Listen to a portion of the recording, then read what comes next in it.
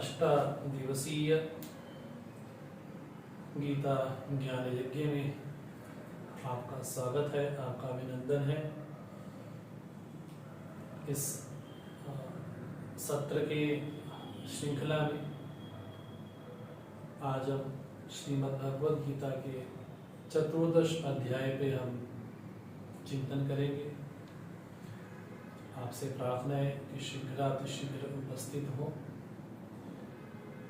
भगवान को, पूज्य गुरुदेव को नमन करते हुए हम आज के सत्र में प्रवेश करते हैं।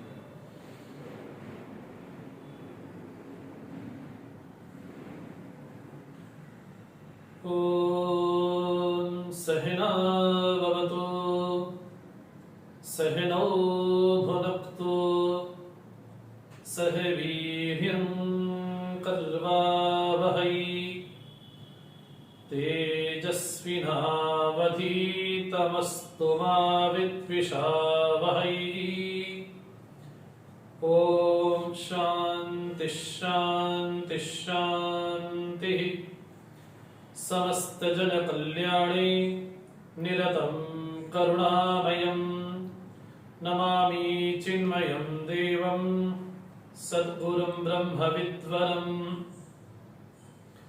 सदाशिवसमारम्भां शङ्कराचार्यमध्यमाम् अस्मदाचार्यपर्यन्तां वन्दे गुरुपरम्पराम्। वन्दे गुरुपरम्पराम्।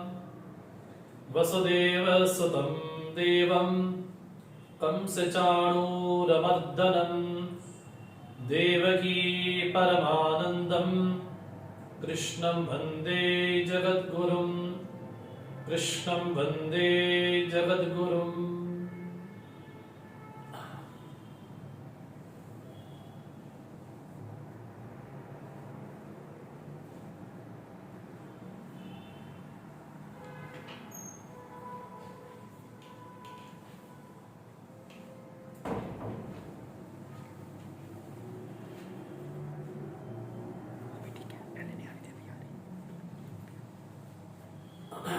आज के इस सत्र में हम श्रीमद् भगवद गीता के चतुर्दश अध्याय में हम प्रवेश करते हैं। इस अध्याय का नाम है गुणत्रय विभाग योग। इस अध्याय में जो चर्चा होगी वो चर्चा होगी गुणों के विषय में। जैसा कि इसके नाम से ही स्पष्ट होता है, इस अध्याय में चर्चा किसकी होगी? तो 3 गुणों की विशेष चर्चा होगी। और भगवान समय समय पर इन गुणों के बारे में भगवान कहते आए हैं। जिस तरह से भगवान ने प्रारंभ में कहा, दैवी येषा गुणमयी मम माया दुरत्यया। तो भगवान ने पूर्व में इसका संकेत किया कि ये गुणात्मक त्रिगुणात्मक माया है। और कैसी है? मम माया, ये मेरी माया है। तो भगवान ने स्पष्ट कहा, सप्तम अध्याय में भी भगवान ने इसका निरूपण किया कि गुणों के कारण ही व्यक्ति कामनाओं से प्रेरित होता है, ऐसा भगवान ने वर्णन किया। और इसके पूर्व के अध्याय क्षेत्र क्षेत्रज्ञ में भी भगवान ने गुणों का वर्णन किया। कारणम गुण संगोस्य सदसद योनि जन्मसु। ये जो पुरुष है वो गुणों के कारण ही, गुणों के संग के कारण ही असत असत योनि में भ्रमण करता है। इसलिए ये जरूरी हो जाता है कि जिन गुणों के कारण व्यक्ति कामनाग्रस्त हो जाता है। और भगवान ने ये भी पूर्वाध्याय में कहा ये चैव सात्विका भावा राजसा तामसाश्चये मत्त एवेति तान् विद्धि। जगत में जो भी कुछ सात्विक राजसिक तामसिक पदार्थ हैं या मनोभाव है वो मेरे से उत्पन्न हुए हैं, ऐसा जानो। तो ऐसी बात रही है कि गुणों का वर्णन भगवान ने पहले नहीं किया। भगवान ने पहले बड़े संक्षेप में गुणों के बारे में कहा, और ये श्रीमद् भगवत गीता की एक अनोखी शैली है, एक अद्भुत शैली है, एक अभूतपूर्व शैली है, एक अपूर्वता है कि यहां पर इन अध्यायों में पूर्व भगवान ने उनका उल्लेख जरूर किया है। चाहे सप्तम अध्याय में हो, चाहे नवम अध्याय में हो, चाहे दशम अध्याय में हो, भगवान ने गुणों का वर्णन कई स्थान पे किया है।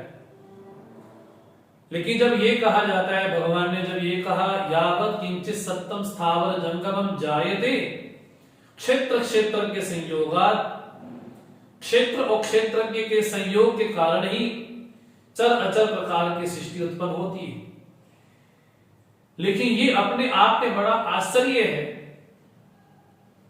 क्षेत्र और क्षेत्रज्ञ का कभी संयोग नहीं हो सकता, कभी संयोग हो नहीं सकता। एक दृश्य कोटि में आता है और एक दृष्टा कोटि में आता है, एक परिवर्तनशील है और एक अपरिवर्तनशील है, एक का स्वभाव हमेशा क्षरण वाला है और दूसरा जिसका कभी क्षरण नहीं होता। तो दोनों का संयोग कभी हो नहीं सकता, और संयोग के कारण चराचरात्मक सृष्टि उत्पन्न होती है। तो भगवान ये कहना चाहते हैं, जब संयोग हो नहीं सकता तो जो प्रतीत भी हो रहा है वो आविद्यक है, वो स्वाभाविक नहीं है, आविद्यक है, पारमार्थिक नहीं है। भगवान ने जब ये कहा कि व्यक्ति गुणों के संग के कारण ही असत असत योनि में भ्रमण करता है, तो स्वाभाविक मन में जिज्ञासा उत्पन्न होती है कि इन गुणों में क्या विशेषता है, ऐसी गुणों में क्या विशेषता है कि व्यक्ति सत असत योनि में भ्रमण करे। तो इन्हीं सब विषयों को लेकर के ही ये अध्याय प्रस्तुत होता है। इसका जो कलेवर है बड़ा संक्षेप है, कुल 27 इसमें श्लोक हैं। और अब तक हम जो एक यात्रा करते आए श्रीमद् भगवत गीता की, अर्जुन विषाद योग से ये भगवत गीता प्रारंभ होती है। लेकिन अर्जुन का जो अधिकार है, अर्जुन की ये जो योग्यता है, उस योग्यता में ये विशेषता है कि भगवान अपने आप का भी दर्शन अर्जुन को करवा देते हैं विश्व रूप दर्शन के अनुसार। अब प्रकृत प्रसंग के अनुसार भगवान ने स्वयं ही अर्जुन की जिज्ञासा को देखते हुए, इसलिए पूरी भगवत गीता में अर्जुन की जिज्ञासा उत्तरोत्तर बढ़ती गई है। ये वही अर्जुन है जो भगवान से ये कहते थे कि आपके वाक्य मुझे बड़े भ्रमित से करते हैं, और वही अर्जुन जब भगवान से ये कहते हैं सर्वम एतत् ऋतं मन्ये, आप जो कहते हैं मैं सब सत्य मानता हूं, वही अर्जुन ये कहता है कि आपके वचन मुझे अमृत के समान लगते हैं, बस मैं उसको पीता रहूं, मैं आपसे यही कहता हूं। तो अर्जुन का जो अधिकार है श्रीमद् भगवत गीता में, वो ये सूचना देता है कि श्रीमद् भगवत गीता का पढ़ने का जो अधिकारी हो वो कैसा हो, तो का अर्जुन सरीखा हो, अर्जुन के समान हो। जहां अर्जुन की स्तुति में भगवान ने ये कहा 9वें अध्याय में, अनुसूयवे, तो मेरे वाक्यों को प्रमाण मान करके स्वीकार करते हो, उसको गहन करते हो। ये अर्जुन का अधिकार ही है कि भगवान कृपा करके उसको अपनी विभूतियों का दर्शन करवाते।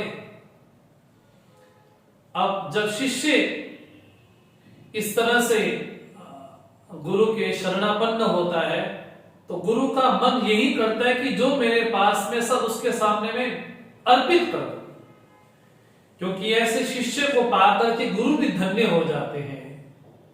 ये गुरु की धन्यता है कि ऐसे शिष्य को पाया, धन्यता है। तो इस अध्याय का जो नाम, जैसा हमने निवेदन किया, गुणत्रय, यहां पर जो चर्चा होगी वो चर्चा होगी 3 गुणों की।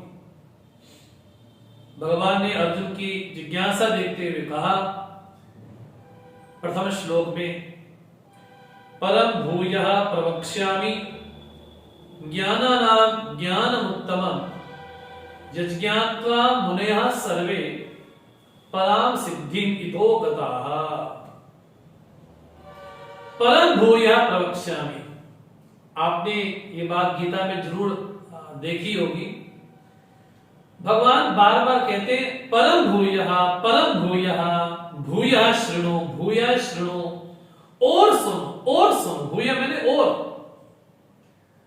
तो ये एक साधक की जो अधिकार है, उस अधिकार को देखकर के गुरु प्रसन्न है। और यहां पर गुरु कौन है? तो कहा जगत गुरु भगवान स्वयं कृष्ण ही यहां पर जगत गुरु हैं। तो ऐसे गुरु अपने शिष्य अर्जुन से कहते हैं अहम प्रवक्ष्यामि, अब मैं तुमको कहूंगा, बतलाऊंगा क्या? ज्ञानानां ज्ञानम उत्तमम, उत्तमम ज्ञान। ज्ञान की चर्चा पहले भी आई है। भगवान ने जब ज्ञान के साधन बतलाए 13वें अध्याय में, तो भगवान ने बड़े विस्तार से साधन बतलाए। अब भगवान कहते हैं जिस ज्ञान को प्राप्त होने के बाद क्या होगा? यज्ञात्वा मुनयः सर्वे पराम सिद्धिं इतो गता। जिस ज्ञान को पाने के बाद, जिसको जानने के बाद जो मुनि जन है, तो श्रीमद् भगवद गीता के अनुसार मुनि कौन है? ये मुनि शब्द भी गीता में कई बार प्रयुक्त हुआ है। मुनि अर्थात जो मननशील है, जो चिंतनशील है, वो मुनि है। जो मनन करता है, जो शास्त्राभ्यास करता है, वो मुनि है। अर्थात जो जीवन में घटने वाली प्रत्येक घटना पे चिंतन करता है, मनन करता है, उसका नाम मुनि है। तो भगवान ने कहा यज्ञात्वा मुनयः सर्वे, सर्वे मुनयः पराम सिद्धि इतो गताः। बोले परम सिद्धि को प्राप्त करते हैं जिस ज्ञान को जानने के बाद। भगवान ने 7वें अध्याय में भी कहा था ज्ञान विज्ञान सहितम यज्ञात्वा मोक्ष से शुभात्। तो भगवान ने पद पद पर ज्ञान के बारे में कहा। अभी हम 13वें अध्याय में पढ़ करके भी आए, भगवान ने वहां पर क्या था? ज्ञानम तेहम प्रवक्ष्यामि। तो भगवान ने ज्ञान के साधन भी बतलाए। जो 20 साधन भगवान ने कहे ज्ञान के जो साधन है, असक्ति अनविश्रंगः पुत्रदार गृहादिषु इंद्रियार्थेषु वैराग्यम अनहंकार एव च। ये भगवान ने 20 जो ज्ञान के साधन बतलाए।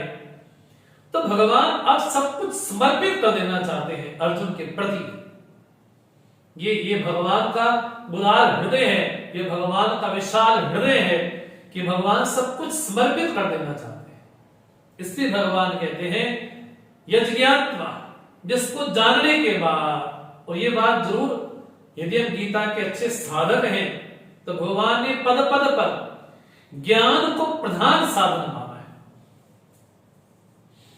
ज्ञान तपसा पूता मद्भावम आगता।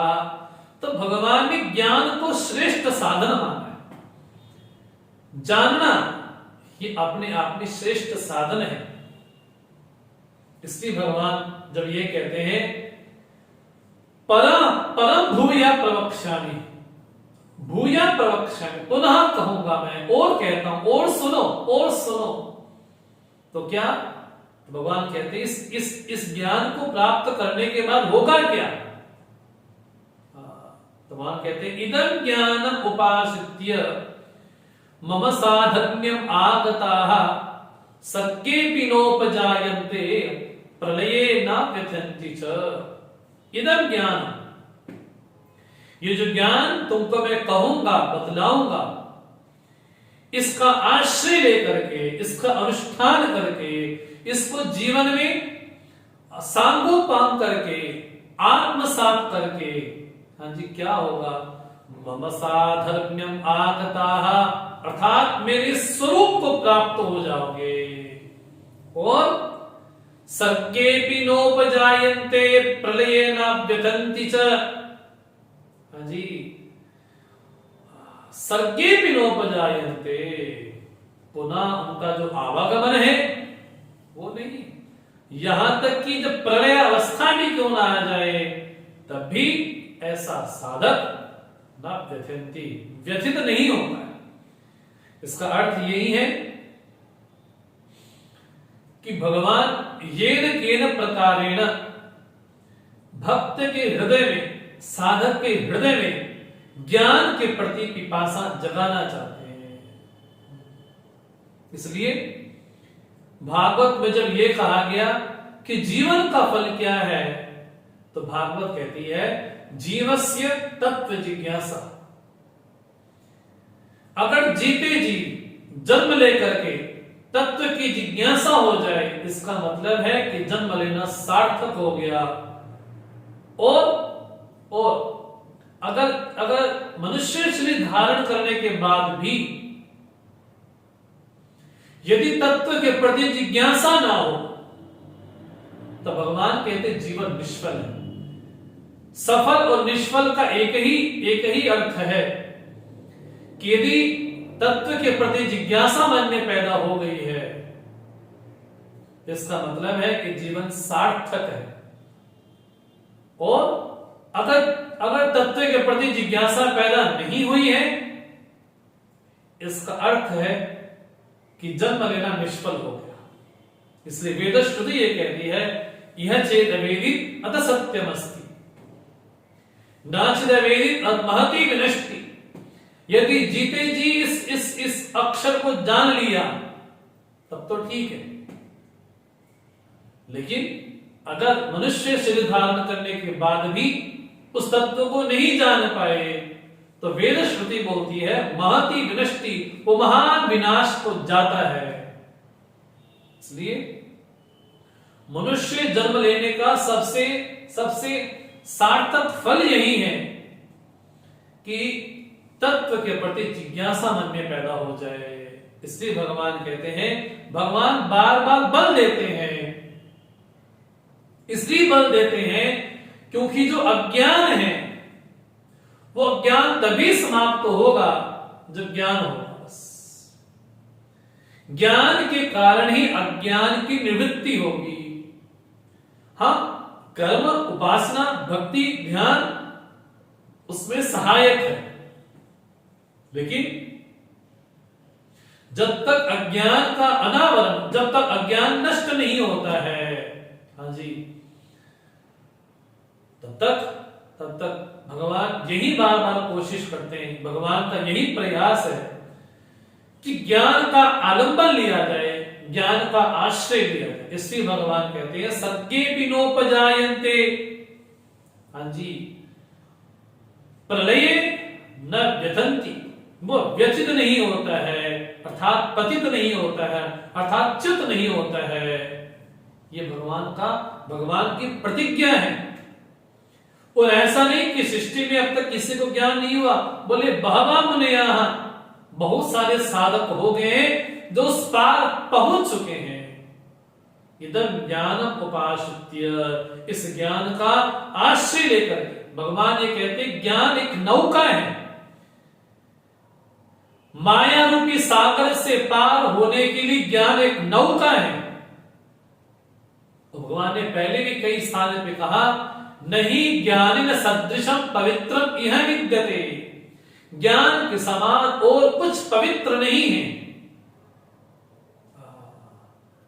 भगवान तो यहां तक कह करके आए, ज्ञानाग्नि सर्व कर्माणि भस्मसात् कुरुते। ज्ञान स्वयं अपने आप में अग्नि है, उसमें हमारे अज्ञान का ध्वंस हो जाता है। तो भगवान पद पद पर अनेक स्थानों पर साधक को प्रेरित करते हैं ज्ञान की ओर उन्मुख होने के लिए, सन्मुख होने के लिए। इसलिए यदि हम गीता के सही सही विद्यार्थी हैं तो भगवान ने अनेक स्थानों पर ज्ञान की बहुत स्तुति की, क्योंकि भगवान का ये मानना है, भगवान का ये कहना है कि अज्ञान की निवृत्ति तब तक नहीं हो सकती जब तक जीवन में ज्ञान का उदय नहीं हो जाता। इसलिए भगवान ने जब स्वयं कहा, तेषाम एव अनुकंपार्थम अहम अज्ञानजं तमा नाशयामि आत्मवस्था आत्मभावस्था ज्ञान दीपेन। उनके हृदय में बैठा हुआ जो अंधकार है, जो अज्ञान अंधकार है, उसको मैं ज्ञान रूपी दीपक के द्वारा उसको मैं ध्वंस करता हूं। तो यहां पर भी भगवान ये कहते हैं, इदं ज्ञानम उपाश्रित्य।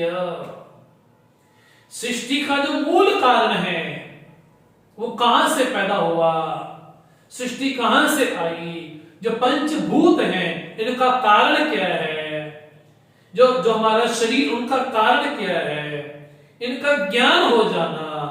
हाँ जी, ये भगवान यही चाहते हैं। इसलिए भगवान कहते हैं, इदं ज्ञानम उपाश्रित्य मम साधर्म्यम आगताः सर्गेऽपि नोपजायन्ते प्रलये न व्यथन्ति च।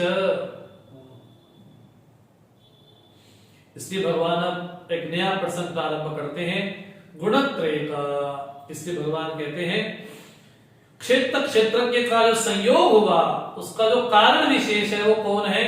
तो भगवान कहते हैं, मम योनिर्महद् ब्रह्म तस्मिन् गर्भं दधाम्यहम् संभवान सर्वभूतानां ततो भवति भारत।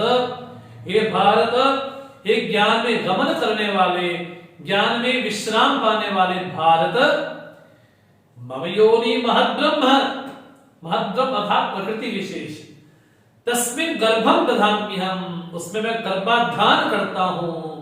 तो क्या होता है, उससे क्या होता, बोले हिरण्य गर्भ पैदा होगा।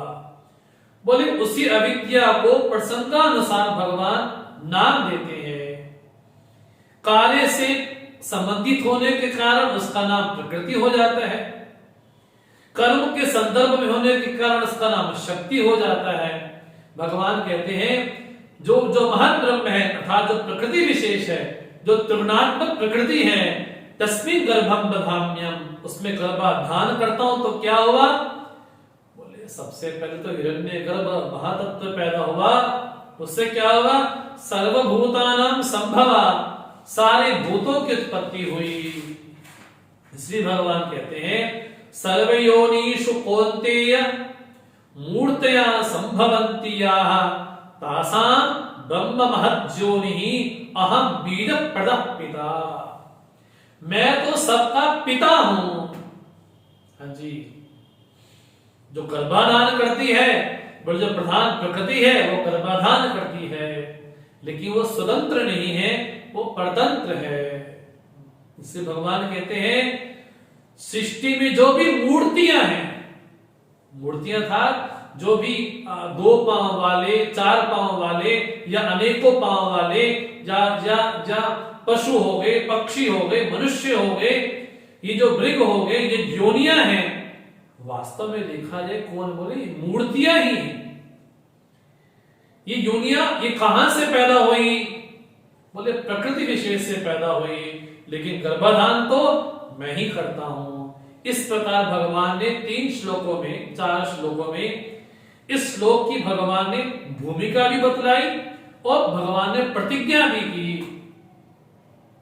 कि सृष्टि का जो कारण विशेष है, वो कारण विशेष कौन है, बोले प्रकृति है। लेकिन प्रकृति सांख्य की तरह स्वतंत्र नहीं है।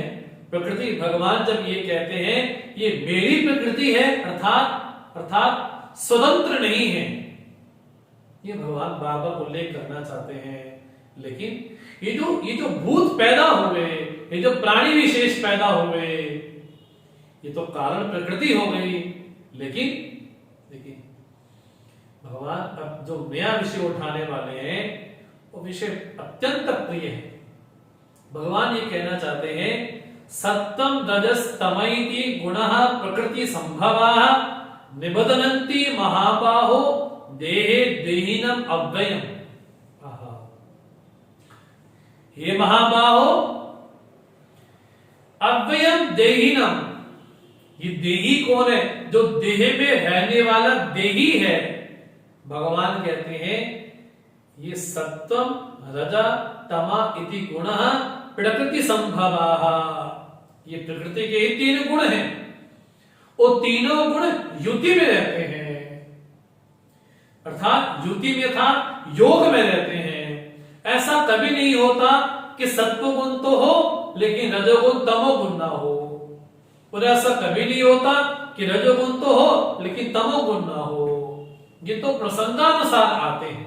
जिस तरह से सतयुग आएगा, द्वापर आएगा, त्रेता आएगा, कली आएगा, उसी तरह से ऐसा कभी नहीं होगा कि तमोगुण तो हो लेकिन रजोगुण ना हो, सत्वगुण ना हो, और ऐसा कभी नहीं होता कि सत्वगुण हो और तमोगुण ना हो। भगवान कहते हैं गुण करते क्या है? तब भगवान कहते हैं निबधनन्ति, ये बांध लेते हैं। इन गुणों की विशेषता क्या है? गुणों की सबसे पहली विशेषता ये है गुण नित्य परतंत्र होते हैं, अर्थात आश्रित होते हैं, और परतंत्र होने के साथ साथ अविद्यात्मक भी होते हैं।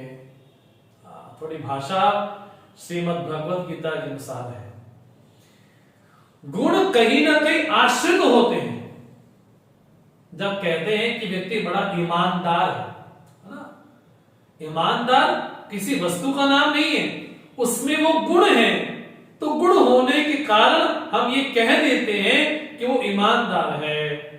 वो सज्जन है तो सज्जनता कोई इस वस्तु का नाम नहीं होता, उसके व्यवहार को देख करके कह देते हैं कि व्यक्ति सज्जन है या दुर्जन है या पापी है या पुण्यात्मा है, उसके व्यवहार को देख करके कहते हैं।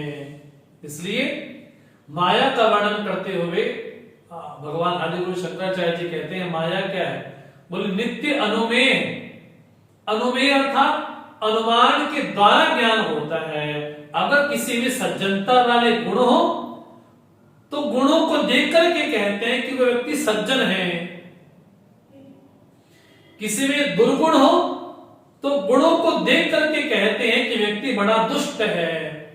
तो शंकराचार्य जी बोलते हैं माया न सत है न असत है, न सत असत है। तो माया कैसी है? बोले अनिर्वचनीय माया है, जिसका निर्वचन नहीं हो सकता। लेकिन माया कैसी है? बोले कार्यानुमेया, कार्य को देख करके उसके प्रभाव को देख करके अनुमान होता है कि ये माया है। भगवान कहते हैं गुण का स्वभाव है बांधना। कौन से गुण है? सत्तम रजह तमह, इसी को कहा गया। ये क्या है? बोले योग माया है। योग माया मैंने माया कैसी? बोले अघटित घटना पटीय सी माया,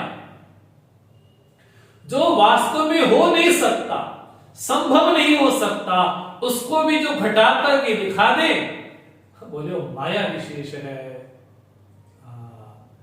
योग माया कोई रहस्यात्मक भावना हो, योग माया अर्थात त्रिगुणात्मक माया। रोहिणी के गर्भ को वहां शिफ्ट कर दिया, उसके गर्भ को वहां शिफ्ट कर दिया, बड़ी रहस्य। इसी रहस्य को क्या कहा गया? बोले वास्तव में योग माया अर्थात माया, इसको बोलते त्रिगुणात्मक माया है। भगवान कहते गुण कोई भी हो वो नित्य परतंत्र होगा। परतंत्र होगा अर्थात आश्रित होगा। हम ये नहीं कहते थे कि ये सत्व गुण है, ये रजोगुण है, ये तमोगुण नहीं। उसके व्यवहार को देख करके, उसके प्रभाव को देख करके व्यक्ति अनुमान करता है कि यदि ऐसा उसका आचरण है तो व्यक्ति सत्व गुण वाला होगा, यदि ऐसा आचरण है तो व्यक्ति रजोगुण वाला होगा, यदि ऐसा आचरण है तो व्यक्ति तमोगुण वाला होगा। मतलब व्यवहार को देख करके अनुमान होता है कि ये व्यक्ति सत्वगुण संपन्न है, रजोगुण संपन्न है या तमोगुण संपन्न है। लेकिन गुणों की विशेषता क्या होती है? रस्सी को भी क्या बोलते हैं? गुण ही बोल देते हैं। हाँ जी, भगवान का एक नाम है दामोदर, है ना।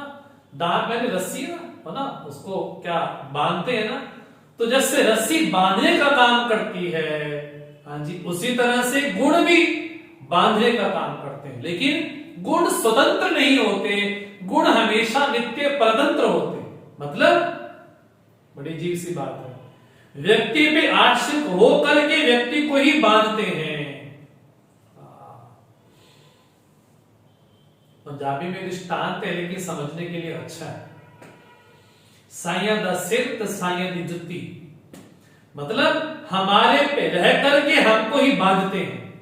मतलब गुण रहेंगे हमारे ऊपर आश्रित, पर आश्रित होने के बाद भी हमको ही बांध देंगे। भगवान कहते हैं निबदनंती महाबाहो, ये महाबाहो, ये सप्तम रजम तमह गुण क्या है? वे बांधते हैं। किसको? बोले जिसको बांधा नहीं जा सकता उसको बांध लेते। किसको?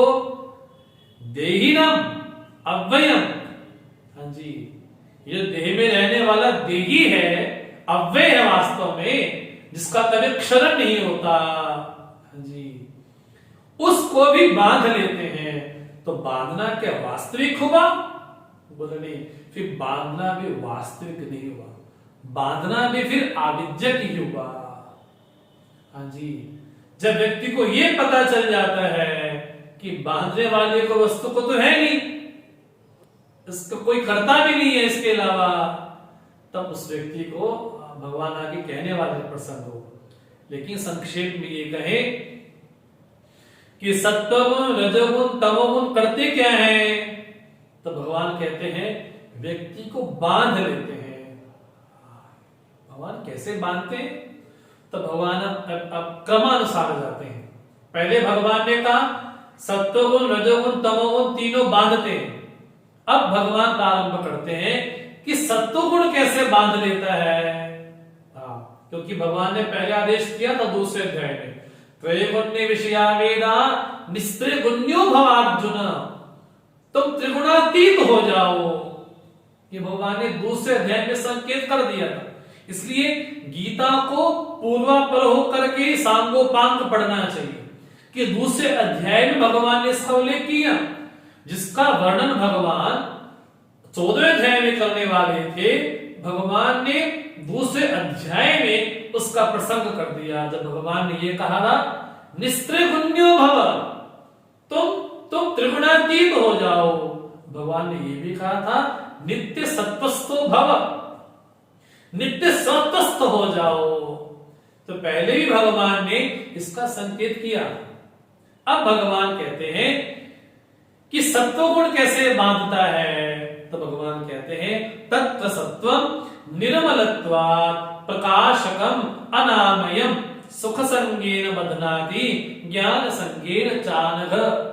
अनघ मैंने हे अपाप, हे निष्पाप अर्जुन, भगवान कहते हैं तत्र वहां पर उन तीन गुणों में तो सत्व गुण है वो कैसा है? निर्मल है, प्रकाश रूप है, हाँ जी, और अनामयम है, वहां पर दुख नहीं है।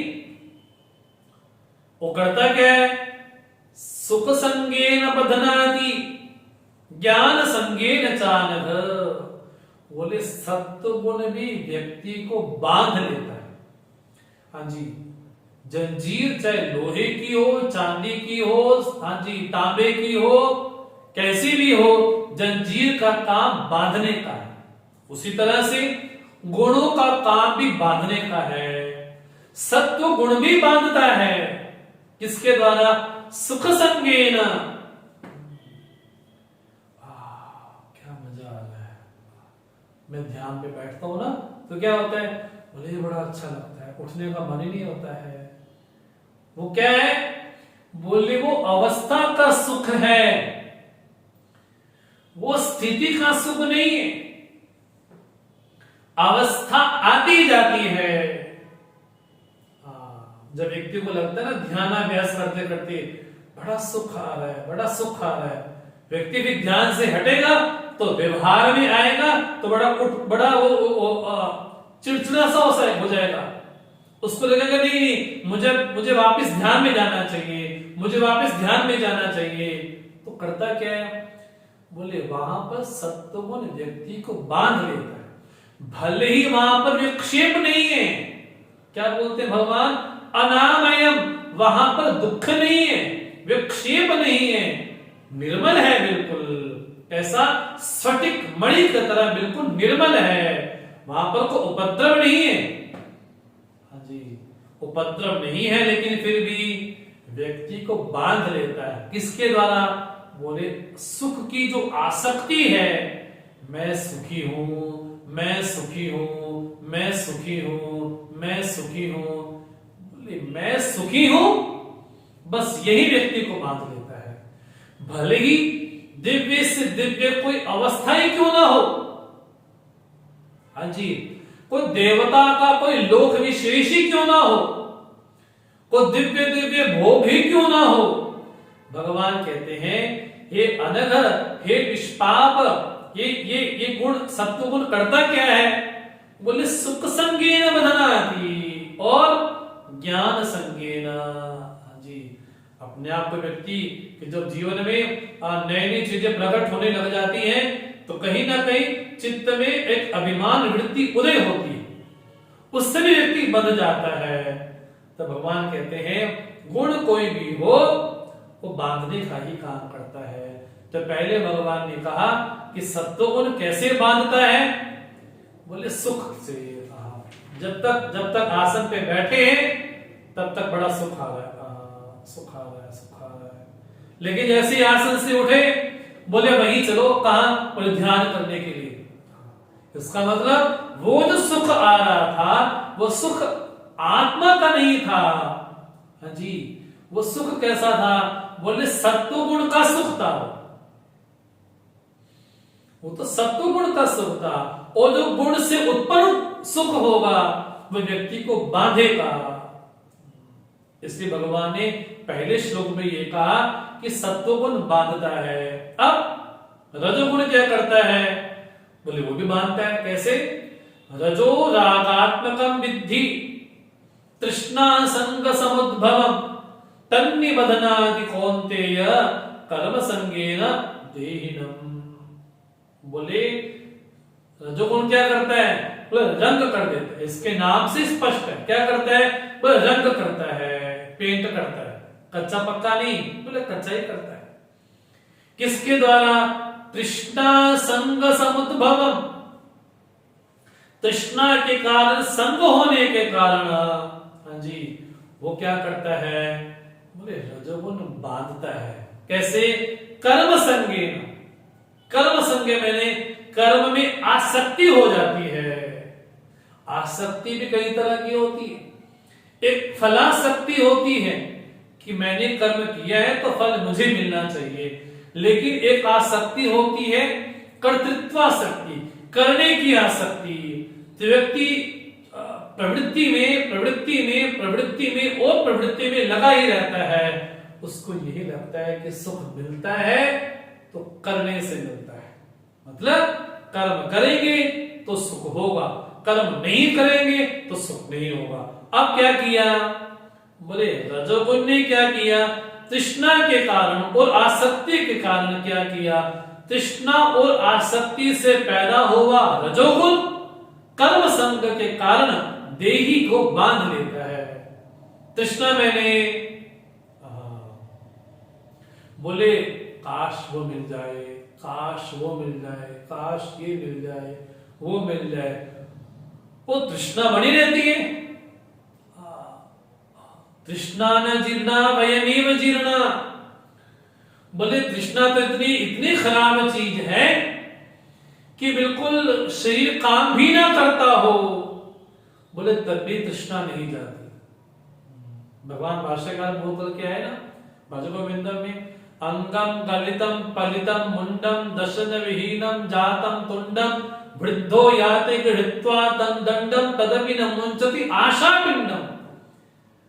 बोले जो आशा महारानी है जी, जो तृष्णा महारानी है, बोले अंतिम समय तक भी व्यक्ति का पीछा नहीं छोड़ती। बोले रजोगुण तृष्णा और आसक्ति के कारण वस्तु मिल जाए, अब उसकी तृष्णा है, अब मिल गई, अब उसके प्रति आसक्ति हो गई कि ये मेरे से दूर ना जाए, ये मेरे से दूर ना जाए, ये मेरे से दूर ना जाए। बोले जहां आसक्ति आई वहां राग हुआ, और जहां राग हुआ हाँ जी, तो राग का अगला जो भाई है द्वेष, वो भी उत्पन्न होगा। जहां राग है वहां द्वेष अवश्यम भावी है, अवश्यम भावी है। इससे भगवान कहते हैं हे कौन्तेय रजः बध्नाति, रजः तन्नि बध्नाति। रज उस देही को बांध लेता है, किसके द्वारा? बोले प्रिय वस्तु प्राप्त हो गई, तब तो आसक्ति हो गई। अब प्रिय प्राप्त हो गई तो मन में द्वेष भावना, मन में हिंसा भावना आ गई। तो भगवान कहते हैं कि रजोगुण भी देही को बांधता है। अब भगवान कहते हैं तमोगुण कैसे बांधता है? तो कहा तमस्तु अज्ञानजं विद्धि मोहनम सर्वदेहिनाम प्रमादालस्य निद्रा भी तन्निबध्नाति भारत। हे भारत, तम को जानो क्या? अज्ञान ही जानो, अज्ञान से पैदा हुआ है, इसलिए तम भी अज्ञान ही। करता क्या है? सर्वदेहिनाम मोहनम, सभी देहियों को मोहित कर देता है। इसका लक्षण क्या है? प्रमाद आलस्य निद्रा भी। प्रमादी हो गया, आलस्य हो गया, निद्रा हो गई। बोले ये क्या है? बोले तमोगुण का यही लक्षण है। इनके कारण ही जो देही है वो बंद सा जाता है। इसलिए भगवान कहते हैं तन्निबध्नाति, उसको बांध लेता है। सरस सुजातीय में एक ग्रंथ है, वहां पर धृतराष्ट्र और सनकादि ऋषियों का आपस में संवाद है।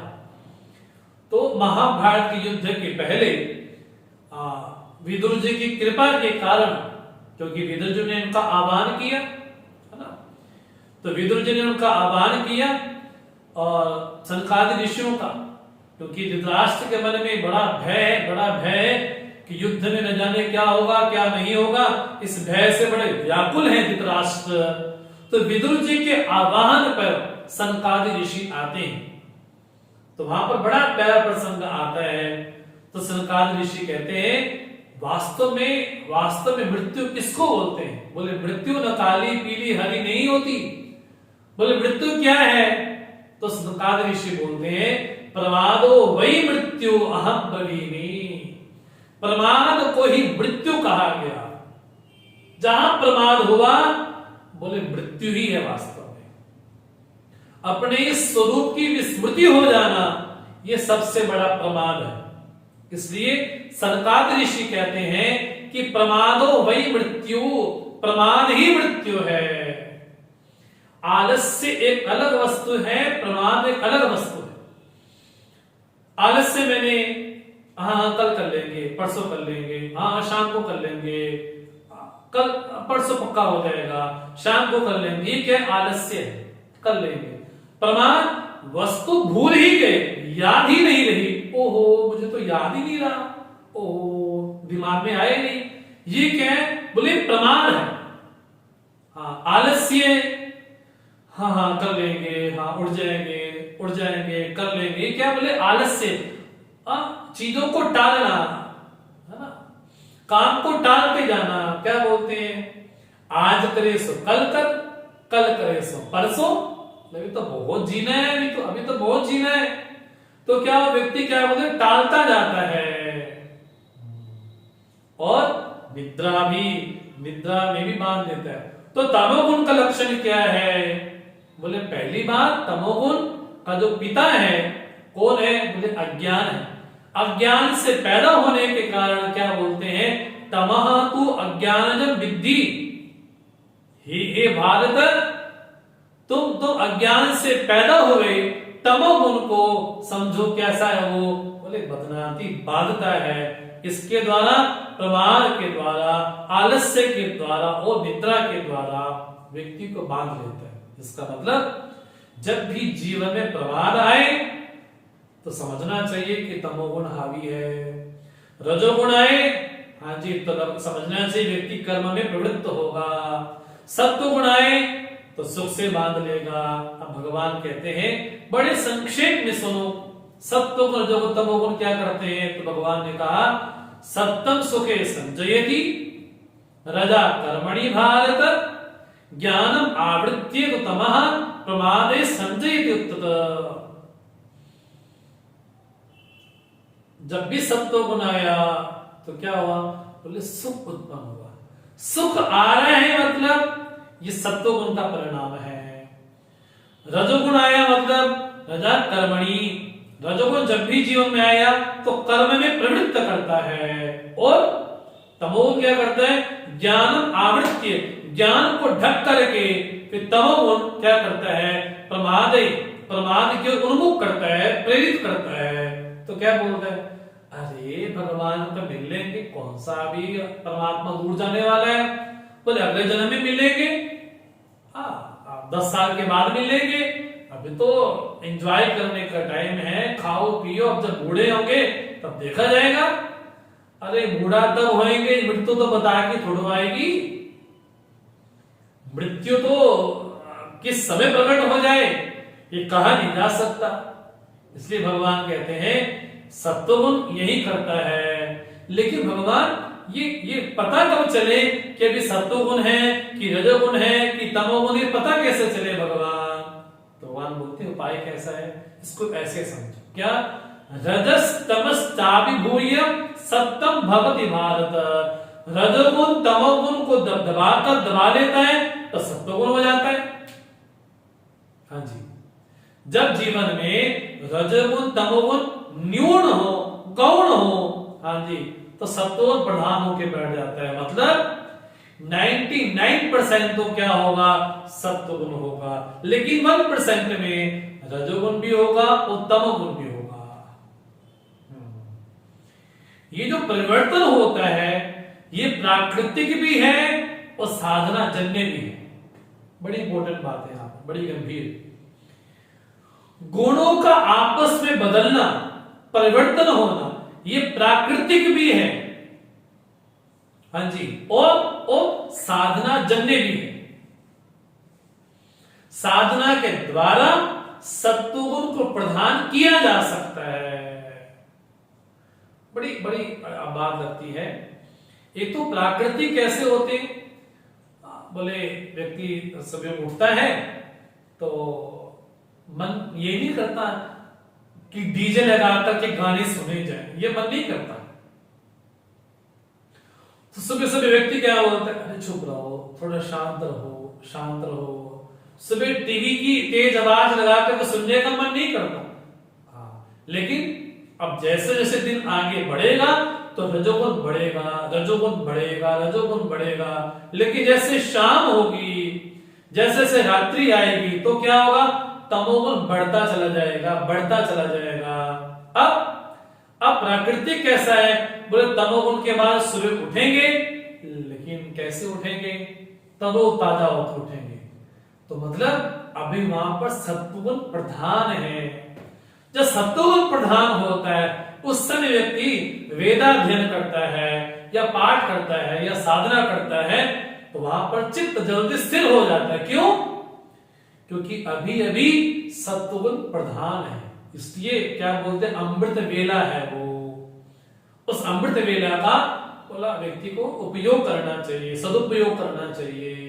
तो जो विद्यार्थी होते हैं तो विद्यार्थी को यही कहा जाता है कि प्रातः काल उठ करके जो याद किया जाए वो जल्दी जल्दी चित्त में स्पष्ट हो जाता है। क्यों? क्योंकि वहां पर अभी सत्वगुण की प्रधानता है। भगवान कहते हैं सत्वगुण कैसे पैदा हुआ, बोले रजोगुण तमोगुण को दबा करके, हाँ जी, तब सत्वगुण प्रधान हो जाता है। बड़ी विचित्र बात है। जब रावण ने कुंभकर्ण को जगाया तो जागते ही रावण को कुंभकर्ण डांटता है कि तुम तो पराम्बा जगदम्बा को हर लेके आए, तुम तो उसका मां का तुमने हरण कर दिया। लेकिन उसके सामने जैसे व्यंजन रखे गए तमोगुण तो हावी हो गया। इसलिए ये जो परिवर्तन होता है रजोगुण तमोगुण सत्वगुण में, ये प्राकृतिक भी है और साधना जन्य भी है। मतलब सत्वगुण की छाया में, सत्वगुण के अधीन अगर रजोगुण तमोगुण रहे तब तो बढ़िया है। लेकिन ये कैसा होगा? बोले साधना जन्य।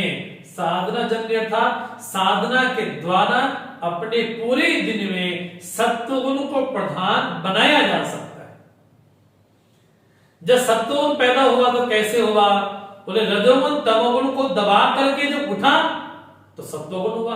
अब रजोगुण क्या करता है? सत्वगुण तमोगुण को दबा करके फिर रजो प्रधान हो जाता है।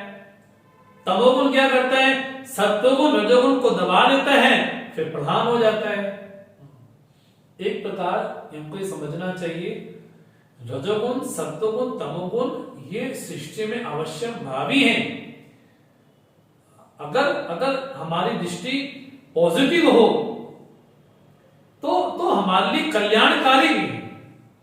अगर तमोगुण ना हो तो हम सो नहीं पाएंगे। ये तमोगुण की कृपा है कि हम सो पाते हैं। ये रजोगुण की कृपा है कि हम कोई काम कर लेते हैं। ये सत्वगुण की कृपा है कि हमें कुछ सुख प्राप्त होता है, हम कुछ श्रवण कर पाते हैं, ये उसकी कृपा है। लेकिन जब उसमें व्यक्ति बंध जाता है तब काम बड़ा घातक हो जाता है। इसलिए ये जो परिवर्तन हो रहा है ये प्राकृतिक भी है और ये साधना जन्य भी है। बोले बड़े बड़े महापुरुषों में बड़े बड़े महापुरुष सोते भी हैं। सोएंगे कैसे? तो तमोगुण आएगा तब तो। लेकिन वहां पर तमोगुण उनकी आज्ञा में रहता है, वहां पर रजोगुण उनकी आज्ञा में रहता है, वहां पर सत्वगुण उनकी आज्ञा में रहता है। इसलिए भगवान कहते हैं ये प्राकृतिक है, लेकिन इनको साधना जन्य भी बनाया जा सकता है। मतलब दिन में जब रजोगुण रहेगा लेकिन साधना जन्य हो तो दिन में भी सत्वगुण की प्रधानता बनी रह सकती है। इसको इस हिसाब से समझा जा सकता है कि सृष्टि में सतयुग भी आता है, द्वापर भी आता है, त्रेता भी, कली भी। बाहर कली है लेकिन भीतर, हाँ जी, भीतर सतयुग बनाया जा सकता है। वो प्राकृतिक नहीं होगा, वो साधना जन्य होगा। लोग क्या बोलते हैं? बोले बाहर बड़ा कली है, बाहर बड़ा कली है। कली बाहर है, कलयुग बाहर है, लेकिन भीतर अपना हृदय, हाँ जी, अपने मन के भाव को, हाँ जी, वहां पर सतयुग बनाया जा सकता है। उसी तरह से क्रमानुसार तो सतयुग भी आएगा, द्वापर भी आएगा, त्रेता भी आएगा, कली भी आएगा।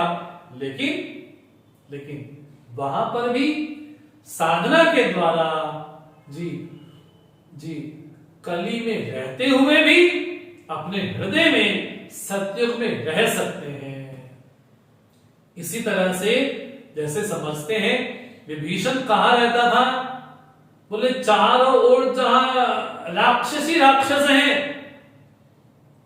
ऐसे प्रतिकूल माहौल में भी विभीषण राम जी का भजन करता था। इसलिए हमें बड़ा अजीब सा लगता है जब विभीषण जी का उदाहरण देके कहा जाता है घर का भेदी लंका ढाए। अरे विभीषण तो भागवत हैं, उनको तो नमन है, वो तो प्रतिकूल परिस्थिति में रह करके भी राम जी के भक्त बन गए। मतलब ये जो गुण है वो प्राकृतिक रूप से परिवर्तनशील भी है, लेकिन साधना के द्वारा जीवन में सत्वगुण की प्रधानता बनाई जा सकती है। साधना के द्वारा जीवन में रजोगुण तमोगुण की न्यूनता की जा सकती है। ये तो हमारे हाथ में है। इसलिए भगवान कहते हैं रजस तमस कैसा करता है, इसका व्यवहार ऐसा होता है। लेकिन भगवान अब बोलते हैं जब जीवन में संपूर्ण सत्वगुण हो तब क्या होगा? जब जीवन में संपूर्ण रजोगुण हो तो क्या होगा, जब जीवन में संपूर्ण तमोगुण हो तो क्या होगा। भगवान बोलते हैं पहला, जब जीवन में संपूर्ण सत्वगुण हो तो क्या होगा, तो बोलते हैं सर्वद्वारेषु देहेस्मिन् प्रकाश उपजायते ज्ञानं यदा तदा विद्यात् विवृद्धं सत्त्वमित्युत। बोले जब सभी द्वारों से, हाँ जी, जो भी हमारे इंद्रियों के द्वार हैं, सभी द्वारों से अस्मिन् देहे, हाँ जी, प्रकाश उपजायते, सभी इंद्रियों से सत्वगुण सत्वगुण सत्वगुण आ रहा है। देखना भी, बोलना भी, खाना भी, पीना भी, सूंघना भी, प्रत्येक प्रकार का जो व्यवहार है वो कैसा है, बोले प्रकाश की तरह है। हाँ जी, माने प्रकाश की तरह मतलब बोले चारों ओर से जो भी प्रकट हो रहा है, संपूर्ण इंद्रियों से जो भी ग्रहण हो रहा है, वो क्या ग्रहण हो रहा है, बोले सत्व गुण ही ग्रहण हो रहा है। तब क्या होगा, तब क्या होगा, ज्ञानम, जब ऐसा ज्ञान होगा तब जानना चाहिए कि जीवन में अब सत्वगुण की प्रधानता है। जब व्यक्ति देखे सात्विक वस्तु, जब व्यक्ति सुने सात्विक चीजों को, जब व्यक्ति देखे असात्विक चीजों को, इसलिए वेद ने बोला कि संपूर्ण इंद्रियों में सबसे अधिक इंद्रिय क्या काम करती है, बोले कर्ण, हमारी आंख। इसलिए वेद को बोलना पड़ा भद्रम करने भी पश्चिमी, हम आंखों के द्वारा भद्र देखें, हाँ जी, कानों के द्वारा भद्र सुने। इसलिए कहा सर्वद्वारेषु देहेस्मिन् प्रकाश उपजायते, संपूर्ण इंद्रियों के द्वार से प्रकाश ही प्रकाश उत्पन्न होने लगे तो समझना चाहिए कि अब जीवन में सत्वगुण की प्रधानता हो चुकी है। जहां व्यक्ति तमोगुण रजोगुण से दूर भागे, है ना, मतलब 100% व्यक्ति वहां पर चीजों को रिसीव करे।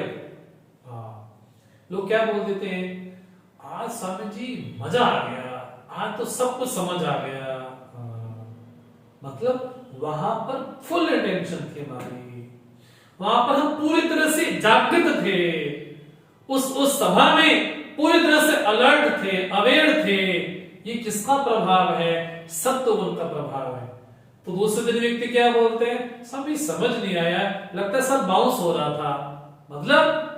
मतलब हम 100% वहां पर नहीं थे। गुरु तो वही उपदेश दे रहे हैं जो रोज दे रहे हैं, लेकिन हम 100% वहां पर नहीं थे। तो क्या होता है, बोले हाँ सुना था, लेकिन वास्तव में श्रवण नहीं है कि जैसा सुना उसको वैसा प्रत्यायित कर दे, उसको वैसा समझा दे, बोल दे, ये सत्य गुण है। जब हम कहीं पढ़ रहे हो तो आपको एक एक बात आपके हृदय में बैठती जाए तो समझना चाहिए कि अभी चारों सभी द्वारों से सत्वगुण प्रकट हो रहा है। बस जहां सत्व की प्रधानता है, जहां बुद्धिवृत्ति हमेशा ज्ञानमुखी होती चली जाती है, तब समझना चाहिए कि जीवन में सत्वगुण की प्रधानता भरपूर है। अब जब रजोगुण आया जीवन में तो रजोगुण का प्रभाव कैसा है जीवन में, तो कहा लोभ प्रवृत्ति आरंभ कर्मणाम अशमा स्पृहा रजस्ते तानि जायन्ते विवृद्धे भरतर्षभ। हे भरतर्षभ, जब जीवन में रजोगुण हमको पूरी तरह से घेर ले तो क्या लक्षण है, लोभ मैंने दूसरे की चीजों को हटा बलपूर्वक खींच लेना, ये उसके पास है तो मुझे मिलनी चाहिए जी। जैसे भगवान आगे कहने वाले 16 अध्याय में, कैसा, ये धन मुझे प्राप्त हो गया है, अब वो धन भी मैं ले लूंगा। आज मैंने यहां पर कब्जा कर लिया है तो वहां पर भी कब्जा कर लूंगा। ये क्या है, बोले लोभ है। लोभ कैसे होता है? तो मानस कहती है जिन प्रति लाभ लोभ अधिकाई। जैसे जैसे व्यक्ति को लाभ होगा वैसे वैसे व्यक्ति को लोभ होगा। हाँ जी। और जहां लाभ नहीं होता वहां लोभ भी नहीं होता। व्यक्ति को लगता है यहां से फायदा हो सकता है तो क्या होगा? तो लोभ होगा। तो लोभ किसका लक्षण है? रजोगुण का। प्रवृत्ति करवाता है, अनेक प्रकार की प्रवृत्ति करता है। अरे यहां तक की प्रवृत्ति हो जाती है, व्यक्ति बैठा तो है, ओ कभी यहां देखे, वहां देखे, यहां देखे, ये क्या है? बोले भी रजोगुण नहीं है। और चित्त में करता क्या है? बोले कर्मों का आरंभ करता है और क्या करता है? बोले अशांति मन पे पैदा कर देता है, स्पृहा मन में पैदा कर देता है। ये भी मिल जाए, वो भी मिल जाए, ऐसा भी मिल जाए, वो भी मिल जाए, ये भी मिल जाए, तो स्पृहा मन में पैदा हो जाती है। हाँ जी। स्पृहा कैसी? बोले तृष्णा है, ये वस्तु मिल जाएगी तो मैं सुखी हो जाऊंगा, ये मिल जाएगा तो मैं सुखी हो जाऊंगा। तो स्पृहा किसका लक्षण है? तो कहा रजोगुण का लक्षण है। बोले क्या होगा? हर्ष होगा। हर्ष एक राजसी प्रवृत्ति। कैसी है? लोग क्या बोल देते हैं? बोले आज थोड़ा सा पी लेना, आप समझ जाए पीने का अर्थ क्या है। आज थोड़ा पी लेना तो बस, आज क्या थोड़े से क्या फर्क पड़ता है? वो हर्ष वृत्ति है। आज मैच जीत गया ना, आज बर्थडे, आज तो पी ले थोड़ा सा, वो क्या है? बोले हर्ष वृत्ति है, वो राग वृत्ति है, जो व्यक्ति को क्या कर लेती है? कर्म में प्रवृत्त कर देती है। व्यक्ति क्या बोलते हैं? बड़ा बड़ा डायनेमिक व्यक्ति है वो। बड़ा डायनेमिक मैंने ये भी कर लेता है, वो भी कर लेता है, ऐसा भी कर लेता है, बड़ा बड़ा बड़ा कर्मठ व्यक्ति है। वो अंगों में चपलता होती है, बोले टिक के बंदा व्यक्ति बैठता नहीं है। बोले ये गाड़ी पसंद नहीं आई, अब इसको हटा करके ये लेनी चाहिए, अब उसको यूज कर लिया, अब ये गाड़ी छोड़ा, अब इसको ये करना चाहिए। तो क्या है? ये रजोगुण के ही लक्षण है। अब भगवान कहते हैं जब जीवन में तमोगुण आए तो क्या होगा? उसका प्रभाव क्या होगा? अप्रकाशः अप्रवृत्तिश्च प्रमादो मोह एव च तमस्य एतानि जायन्ते विवृद्धे पुनर्नन्दन। कुछ करने का मन ही ना हो, ये कोई सत्वगुण का लक्षण नहीं है। अप्रवृत्ति, कुछ करने का मन है क्या? आराम से बैठो, एंजॉय करो लाइफ। अरे दुनिया एंजॉय करने का थोड़ा भी नहीं है। यहां पर तो कब किसका नंबर आ जाए पता ही नहीं। कब तक एंजॉय करेंगे? अरे जब तक मर नहीं जाते, फिर असुर हो गए, मनुष्य थोड़े ना हुए। फिर बोले एंजॉय करने की उम्र होती है बस। भगवान कहते हैं, बोले ये प्रमाद करता क्या है? अप्रकाशः। बोले ज्ञान के प्रति कोई मन में उत्सुकता ही नहीं होती है। अरे फालतू क्या क्या गीता पढ़ते रहते हो क्या? इससे बढ़िया कोई दूसरा काम करो। क्या है? बोले अप्रकाशः, जहां ज्ञान की कोई संभावना ही नहीं है, माने पूरी तरह से अविवेकी जीवन। अविवेकी मैंने बोले ज्ञान के प्रति मन में जिज्ञासा पैदा नहीं होती। काश मुझे भी ज्ञान मिले। उल्टा वे ये सोचते हैं ये सब बेवकूफ लोग हैं, क्या ये दौड़ते रहते हैं ज्ञान ज्ञान ज्ञान ज्ञान, कुछ नहीं पढ़ा है ज्ञान में क्या? आराम से जीवन भोग करो, और क्या चाहिए? जब जीवन में ज्ञान के प्रति पिपासा न हो, और दूसरे शब्दों में कहें जब जब जब श्रवण कर रहे हो, जब ब्रह्म विद्या का अध्ययन कर रहे हो, हाँ जी, तब ज्ञान के प्रति उत्सुकता मन में पैदा ना हो, तो समझना चाहिए कि अब जीवन में तमोगुण ने प्रवेश कर लिया। वो करता क्या है? बोले जीवन में प्रमाद होगा। प्रमाद मैंने आलस्य अलग है, प्रमाद अलग है। आलस्य मैंने कर लेंगे, हो जाएगा। प्रमाद मैंने वस्तु भूल ही गई, परमात्मा भूल ही गया, ये सबसे बड़ा प्रमाद है। इसलिए क्या करता है? बोले मोह एव च, व्यक्ति मोहित होता चला जाता है। उसको लगता है कि बस मैं हूं और मैं हूं बस। बोले तमोगुण तो ऐसा ही करता है।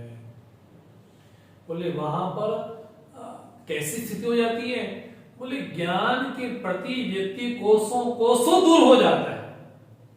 ब्रह्म विद्या के प्रति व्यक्ति कोसों कोसों दूर हो जाता है जब भी जीवन में तमोगुण हावी होता है। तो तमोगुण हावी होगा, इसका अर्थ है जीवन में ना प्रवृत्ति हो रही है, ना कई प्रवृत्त हो रहे हैं, ना जीवन में ज्ञान के प्रति पिपासा है, तो तमोगुण हो गया। जब लोभ हो, जब तृष्णा हो, जब प्रवृत्ति होती जाए, हाँ, तो क्या हो? रजोगुण हो गया। जब सभी द्वारों से सत्वगुण आए, हाँ जी, तब सत्वगुण हो गया। जब सभी द्वारों से प्रकाश ही प्रकाश हो, तब सत्वगुण हो गया। भगवान, ये तो अच्छी बात है ना, सत्वगुण रहना चाहिए। बोल नहीं, सत्वगुण भी व्यक्ति को बांधता है, फिर व्यक्ति अवस्था प्रेमी हो जाता है, फिर स्थिति प्रेमी नहीं रहता, फिर उसको अवस्था चाहिए। अवस्था नहीं मिलेगी तो व्यक्ति बड़ा छटपटाएगा। जबकि वेदांत विद्या, श्रीमद् भगवद गीता कहती क्या है? बोले जैसी भी स्थिति में रहो, युद्ध भी कर रहे हो, तब भी आत्म में रमण करो। पुरोहित भी हो तब भी आत्म रमण करो। राजा जनक भी हो तब भी आत्म रमण करो। हाँ जी, कोई भी कार्य कर रहे हो तो गीता कभी भी अवस्था प्रेमी नहीं है, गीता प्रेमी है स्थिति की। इसलिए गीता को यह समझना चाहिए, गीता को अवस्था के प्रेरित नहीं करती। ये अवस्था मिल जाएगी तो व्यक्ति स्थिर हो जाएगा। नहीं, भगवान तो यहां तक कहते हैं सर्वथा वर्तमानो भी। बोले जैसा भी व्यवहार कर रहा है, हाँ जी, चाहे घर का काम कर रहा है, चाहे मंदिर का काम कर रहा है, चाहे यहां तक कि बॉर्डर पे खड़ा होकर के AK-47 लेकर के भी खड़ा है, तब भी वो आत्मरमण कर सकता है। श्रीमद् भगवद गीता तो ऐसी है। भगवान कहते हैं यदा सत्वे प्रवृद्धेतु प्रलयं याति हृत। अब क्या हुआ? ये तो भगवान ने लक्षण कह दिए। अब भगवान कहते हैं जो सत्वगुण प्रधान व्यक्ति होगा, जब वो शरीर छोड़ेगा तो उसको कौन सा लोक मिलेगा? जो रजोगुण प्रधान व्यक्ति होगा, जब वो शरीर छोड़ेगा तो उसको क्या मिलेगा? और जो तमोगुण प्रधान होगा, हाँ जी, उसको क्या प्राप्त होगा? उसको कौन सा लोक प्राप्त होगा? तो भगवान कहते हैं जब सत्वगुण व्यक्ति शरीर छोड़ेगा तो कौन सा लोक प्राप्त होगा? बोले उत्तम लोकों की प्राप्ति होगी, जहां पर मल नहीं है, जहां पर अज्ञान नहीं है, अर्थात दिव्याति दिव्य भोगों को, लोकों को व्यक्ति प्राप्त करेगा जब सत्वगुण संपन्न होकर के शरीर को छोड़ेगा। तो बस जैसे पितामह भीष्म है, कहाँ गए? बोले भगवान के स्वधाम ही गए। कहा जाएगा?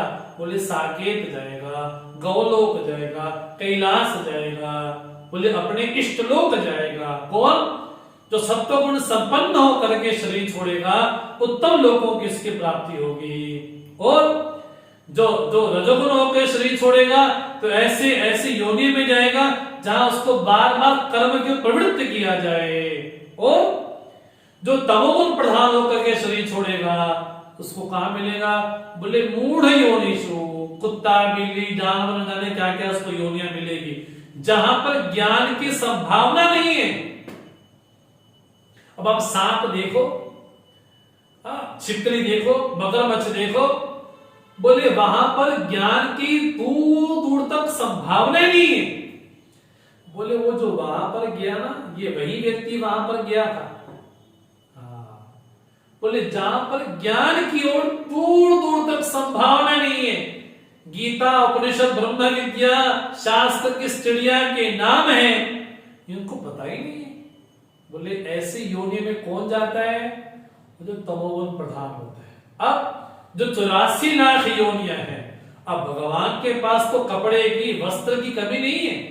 अब हमारे कपड़े एक दो चोरी भी हो गए तो क्या फर्क पड़ता है, लेकिन भगवान के पास तो 84 लाख कपड़े हैं।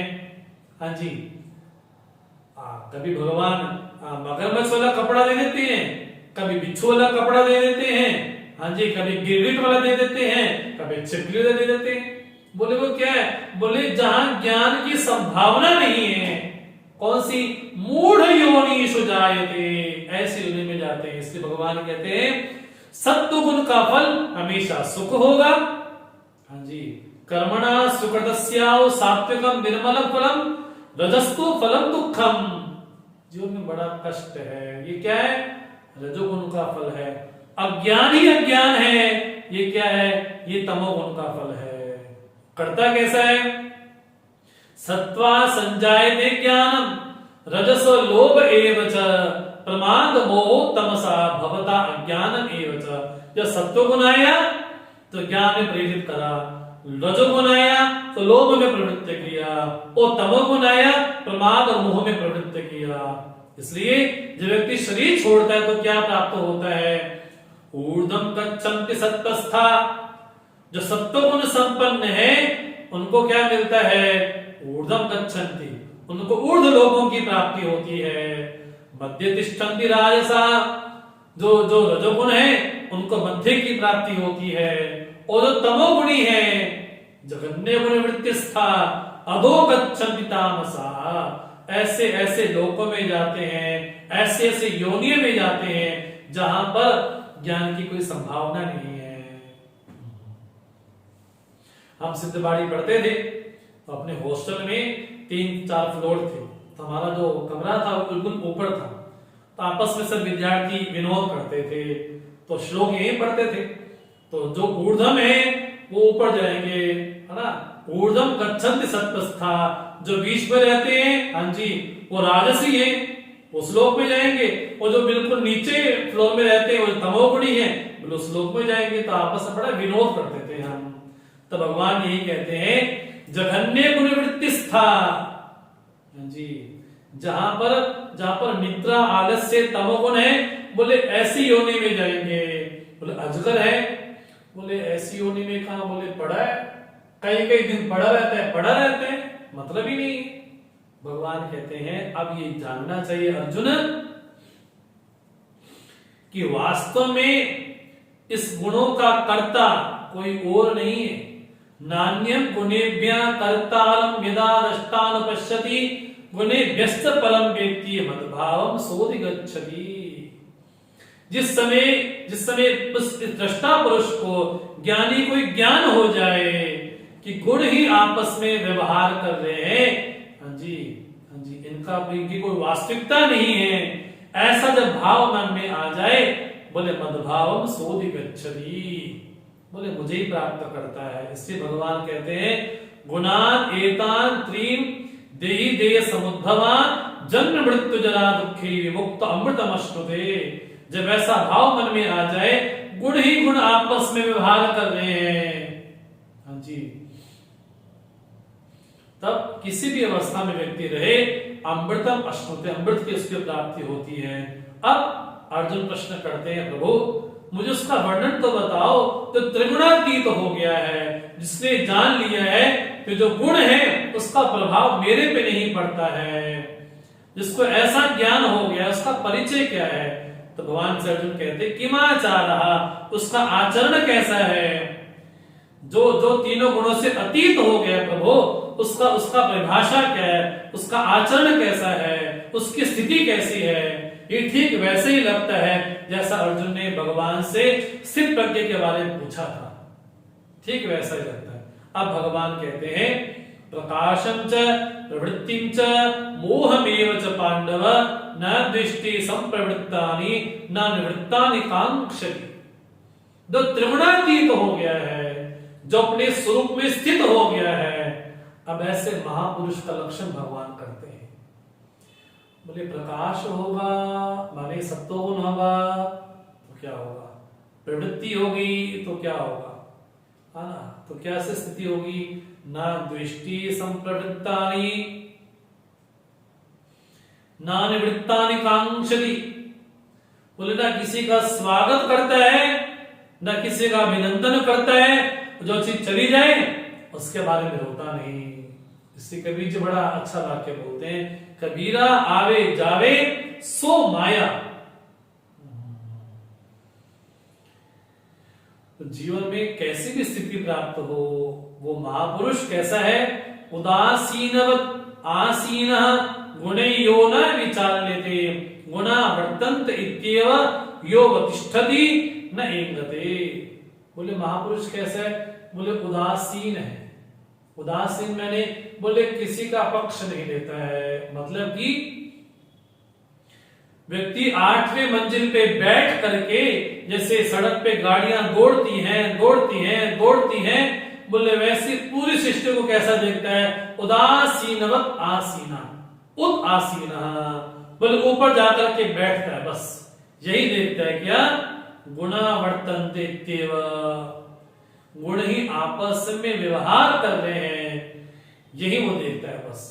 यहां पर देख करके न एंगते, अपने स्थिति से कभी वो पतित नहीं होता है। ऐसा महापुरुष कौन है, जो त्रिगुणातीत हो गया है, सम दुख सुखा स्वस्थः समलोष्टाश्म कांचनः तुल्य प्रिया प्रियो धीरा तुल्य निंदात्म संस्तुति। बोले महापुरुष सुख दुख में कैसा है, बोले सम है, समलोष्टाश्म कांचना, बोले लोष्ट में, अश्व में, कांच में, अर्थात पत्थर में, हाँ जी लोहे में कैसी स्थिति है, बोले सम उसकी स्थिति। तुल्य प्रिय अप्रिय, ऐसे महापुरुष बोले धीर है, प्रिय वस्तु प्राप्त हो गई तो हर्षित नहीं होता, अप्रिय प्राप्त हो गई तो द्वेष नहीं करता। वो कैसा है, तुल्य निंदात्म समस्तुति, हाँ जी निंदा में भी और स्तुति में भी कैसा है, बोले सम है। भगवान ये पत्थर तो नहीं है, उसमें कोई इमोशंस नहीं होते। भगवान कहते हैं वो परमात्मा में स्थित है, इसलिए वो स्वस्थ है। कितना प्यारा शब्द आया, स्वस्थ है। स्वस्थ मैंने स्वस्मिन स्थितः, जो अपने आप में अर्थात अपने स्वरूप में स्थित है, वास्तव में वही स्वस्थ है। और जो अपने स्वरूप में स्थित नहीं है, वो शरीर से कितना भी स्वस्थ हो जाए लेकिन हमेशा अस्वस्थ ही रहेगा। इसलिए भगवान कहते हैं कि वो द्वंद्व में निवास नहीं करता। वो कहां निवास करता है, बोले स्वयं में निवास करता है, इसलिए बोलते हैं वो स्वस्थ है। इसलिए कोई पत्थर नहीं हो गया वो, किसको कोई फर्क ही नहीं पड़ता है, हाँ इसको पत्थर नहीं हो गया। भगवान बोलते हैं वो स्वयं के स्वरूप में स्थित है, इसलिए वो द्वंद्वातीत है, इसलिए परिस्थिति से अतीत है। कैसा है वो, स्वयं में स्थित होने के कारण मानापमानयो तुल्य तुल्य मित्र अरिपक्षयो सर्वारंभ परित्यागी गुणातीत सौच्यते। कैसा महापुरुष है, बोले मान में अपमान में कैसा है, तुल्य है। मित्र अरिपक्षयो, बोले शत्रु और मित्र में वहां पर भी तुल्य है। सर्वारंभ परित्यागी, बोले किसी भी कर्म को हाथ नहीं लगाता वो। आरभ्यन्ते आरंभा, जितने भी चीजें हैं सब क्या बोले, आरंभित तो है। आरंभ कोई शास्त्र में कर्म कहा गया। भगवान कहते हैं ऐसा महापुरुष किसी भी काम को हाथ में नहीं लेता। मतलब उसके जीवन में निजी कोई संकल्प नहीं होता, निजी कोई योजना नहीं होती। जो भी योजना होती है वो परमात्मा के द्वारा भेजी योजना ही होती है। इसलिए गुरुदेव ने कितना काम किया,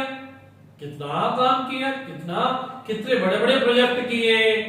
हमारे गुरुदेव कैसे, बोले गुणातीत हैं, गुणातीत है। मैंने बोले परमात्मा की प्रेरणा से ही उन्होंने इतने बड़े बड़े प्रोजेक्ट किए, इतना बड़ा उन्होंने मिशन का जो भी कार्यभार था कितने बड़े भांति चलाया।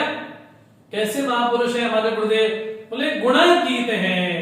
तो गुरुदेव शरीर में स्थित नहीं है, गुरुदेव कहां स्थित है, बोले अपने स्वरूप में स्थित है। ऐसे हमारे पूज्य गुरुदेव थे। तो सुखसा गुणातीत उच्चते, उसको गुणातीत कहा गया।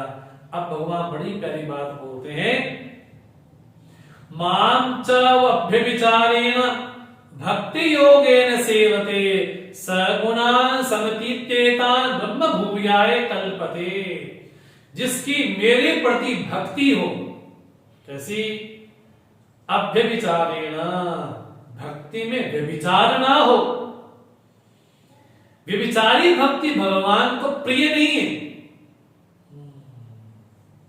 जैसे तुलसी बाबा बोलते हैं, खोटो खरो, हाँ जी, तुलसी तेरो है, बने तो रघुबर ते बने, बिगड़े ते भरपूर। बननी है तो राम से बने, अगर बिगड़नी है तो पूरे जगत से दुश्मनी मोल लेनी पड़े तब भी स्वागत है। बने तो रघुबर ते बने, बिगड़े ते भरपूर। जैसे मां बोलती है, वरण संभो न तो रहो कुमारी। वरण होगा तो भगवान शिव के साथ ही होगा, नहीं तो मरो कुमारी। ऐसा इसको बोलते अव्यभिचारिणी भक्ति हो। मतलब कैसे माहौल में रहें, किस हाल में रहें, किस चाल में रहें, क्या करें? राधा रमण राधा रमण राधा रमण कहें। मतलब भक्ति में विचार भगवान को कतई पसंद नहीं। इसलिए क्या बोलते हैं? मां च अव्यभिचारेण। मां कौन? बोले सभी भूतों में निवास करने वाला जो नारायण ईश्वर है। हाँ जी, भगवान के प्रति भक्ति कैसी हो? बोले भजनम भक्ति ही, भजन ही भक्ति है। जब वहां से रसास्वादन आना प्रारंभ हो जाए, रसानुभूति आनी शुरू हो जाए, तो समझना चाहिए कि भक्ति अब आ गई है। भगवान कहते हैं भक्ति योगेन माम सेवते।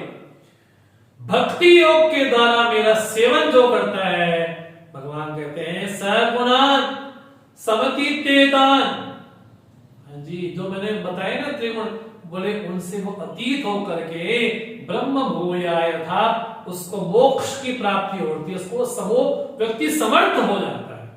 इसका मतलब उसका जो वर्ण है, उसका वर्ण कैसा है? बोले परिशुद्ध है। भगवान ने जो स्वयं की प्राप्ति का साधन बतलाया, वो बतलाया अव्यभिचारिणी भक्ति को। हम पूर्वाध्याय में देख करके आए, भगवान ने वहां पर भी कहा था मयि चानन्य भावेन, वहां में भगवान ने कहा था भक्ति कैसी हो? अव्यभिचारिणी भक्ति हो। मम साधर्म्यम आगता, मेरे स्वरूप को प्राप्त करता है। तब भगवान येन केन प्रकारेण साधक को ये निर्देश देते हैं कि जीवन में मेरी प्राप्ति का जो साधन कैसा है? बोले भक्ति। भक्ति भी कैसी? बोले उसमें उस स्वयं में भेद बुद्धि समाप्त हो जाए। बस जहां भेद बुद्धि समाप्त हुई, वास्तव में वही भक्ति ने प्रवेश किया। वो जहां भेद बुद्धि रहेगी, क्योंकि वेद भी बोलते हैं अन्य असो अन्य अहम अस्मि न सवेद। बोले वो अलग है, मैं अलग हूं, ऐसे जिसकी बुद्धि है वो वास्तव में नहीं जानता। जैसे हनुमान जी की बुद्धि है। हनुमान जी क्या बोलते हैं? देह दृष्टिया दासोहम, जीव दृष्टिया पदंशका, वस्तुतस्तु त्वमेवाहम इति में निश्चलामति। हनुमान जी कहते हैं राम जी, देह की दृष्टि से मैं आपका दास हूं, जीव की दृष्टि से हाँ जी मैं आपका अंश हूं और आप मेरे अंश ही हैं। और वास्तव में देखा जाए, आप में और मेरे में कोई भेद नहीं, दोनों एक ही हैं। वस्तुतस्तु त्वमेव अहम इति में निश्चलामति, ऐसी मेरी निश्चल मति है। अब हनुमान जी व्यवहार भी कर रहे हैं, साधक भी हैं, सेवक भी हैं, लेकिन आत्म रूप से हनुमान जी बोलते दोनों एक ही रूप है। इसलिए भगवान कहते हैं मां च अव्यभिचारेण, मां च यो मैंने एक्स वाई जेड कोई भी हो, स्त्री पुरुष, हाँ जी ब्राह्मण क्षत्रिय वैश्य सन्यासी कोई भी हो, यहां मां भक्ति योगेन सेवते, जो भक्ति योग के द्वारा मेरा सेवन करता था, अर्थात मेरी भक्ति करता है, मेरा भजन करता है, भगवान कहते हैं सगुणान, जो गुण ऊपर कहे ना, इनसे वो अतीत हो जाता है। उसको प्राप्ति किसकी होती है? बोले मोक्षाय कल्पते समर्थो भवति, अब मोक्ष प्राप्त करने में व्यक्ति समर्थ हो जाता है। अब बताएं, भगवान 3 गुणों का उल्लेख करते हैं और 3 गुण भगवान, ये बार बार भगवान बात कहते हैं कि सत्वगुण का, रजोगुण का, तमोगुण का ये प्रभाव है। इसलिए जीवन में तमोगुण चाहिए, लेकिन वो कैसा हो, सत्वगुण के अधीन हो। रजोगुण चाहिए, लेकिन कैसा हो, सत्वगुण के अधीन हो। इससे भगवान कहते हैं कि तब क्या होता है, भगवान कहते हैं ब्रह्मणो ही प्रतिष्ठान अमृतस्य च अव्ययस्य च शाश्वतस्य धर्मस्य सुखस्य एकांतिकस्य च। भगवान कहते हैं अव्यय की, एकांतिक सुख की, धर्म की, शाश्वत की, सबकी प्रतिष्ठा कौन है तथा सबका आश्रय कौन है, सबका आश्रय मैं ही हूं। इसकी प्राप्ति भी किसकी होती है, बोले मेरी ही प्राप्ति होती है। इस तरह से भगवान ने इस अध्याय में 3 गुणों का विशेष उल्लेख किया है। तो बड़ी विहंगम दृष्टि से हमने इस अध्याय को देखा है। तो आशा करते हैं कि अगला जो अध्याय होगा इसको भी इसी क्रम से हम देखते हुए जाएंगे। आपका बहुत बहुत धन्यवाद जुड़ने के लिए। हम सब आज के सत्र को यही विराम दें। ओम तत्सत इति श्रीमद् भगवद गीतासु उपनिषत्सु ब्रह्म विद्यायां योग शास्त्रे श्री कृष्णार्जुन संवादे गुणत्रय भाग योगो नाम चतुर्दशोऽध्यायः। सर्वधर्मान् परित्यज्य मामेकं शरणं व्रज, अहं त्वा सर्वपापेभ्यः मोक्षयिष्यामि मा शुचः। ओम पूर्णमदः पूर्णमिदं पूर्णात् पूर्णमुदच्यते पूर्णस्य पूर्णमादाय पूर्णमेवावशिष्यते। ओम शांति शांति शांति। हरि ओम। श्री गुरुभ्यो नमः। हरि ओम।